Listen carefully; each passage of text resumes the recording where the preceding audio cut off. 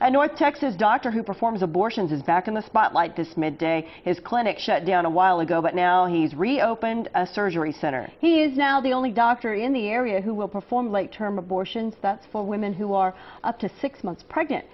It's no surprise that he's been the target of protests, but as KVUE's Jim Douglas shows us, there is a surprise in the doctor's story.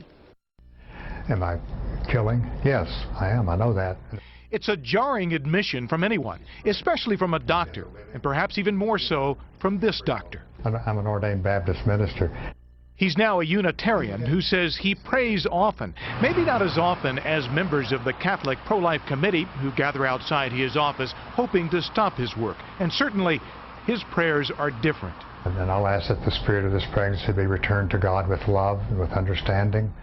Curtis Boyd is an abortion doctor. He opened the Southwestern Women's Surgery Center last week on Greenville Avenue because, by law, he must have a surgery center in order to abort a fetus more than 16 weeks along. Dr. Boyd is one of very few willing to go up to 24 weeks.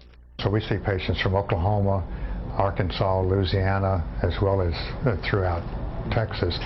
Well, we're certainly disappointed to hear that any unborn child will be killed by abortion, but particularly when we find out that it's going to be a late-term abortion in Dallas once again, it's particularly devastating.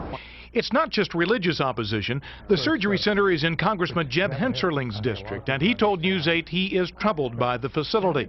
Dr. Boyd says he's troubled, too, by the torment that drives patients to his services.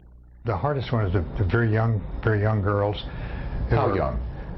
9 and 10 years, as young as 9 and 10 years old.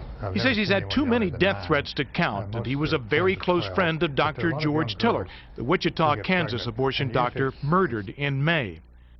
I don't want the fate that befell George, Dr. Tiller. No, I don't want that. But I'm not going to stop doing what I do because it's important, it's necessary, and I'm capable. So he hides his phone numbers and addresses as much as possible and adds as much security as much as possible. Jim Douglas, KVUE News.